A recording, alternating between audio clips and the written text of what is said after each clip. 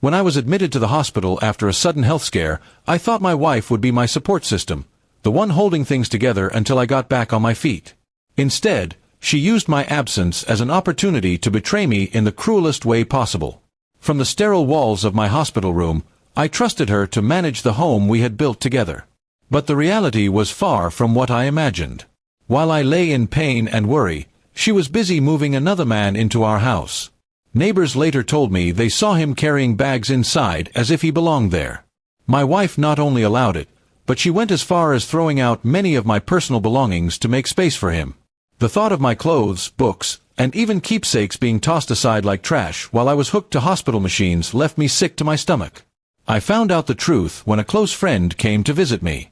He hesitated at first, worried about my recovery, but finally broke the news. I could see the guilt in his eyes as he described what was happening in my home.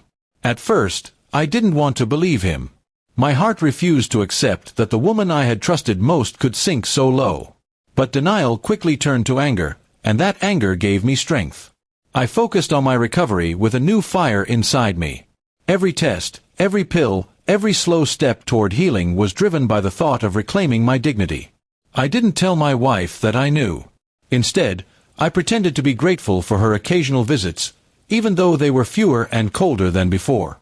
She had no idea that I was planning something far more powerful than confrontation. When I was finally discharged, I didn't go straight home.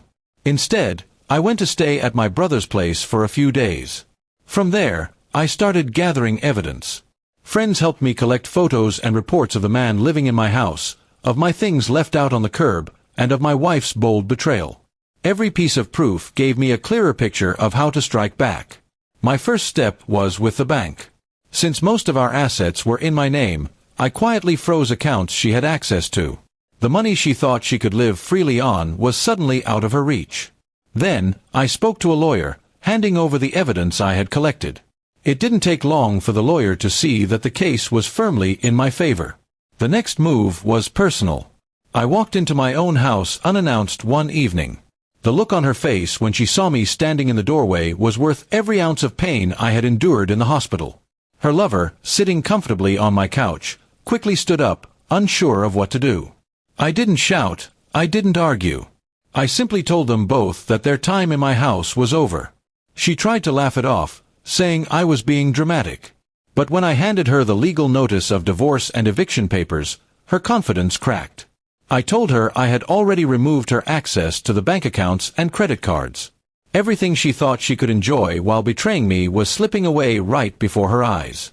The lover left that night, clearly unwilling to be dragged into the mess she had created.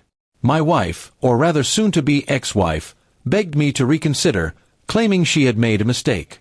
But her words meant nothing. The damage was permanent. I walked out of that house for the last time, leaving her with nothing but the consequences of her actions. The divorce process was swift, and because of her blatant betrayal, I kept the house and the majority of our assets.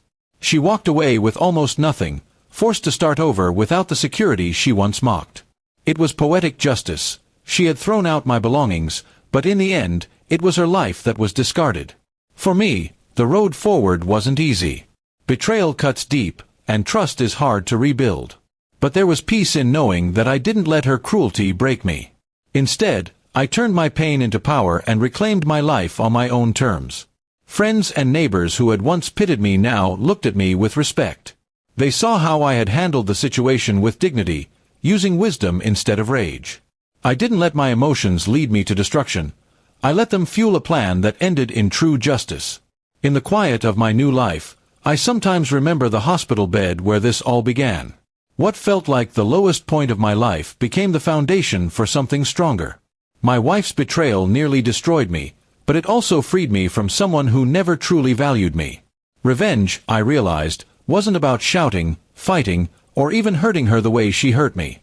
It was about reclaiming control, stripping away the false comfort she thought she had, and walking away with my head held high. And in that sense, my revenge was complete.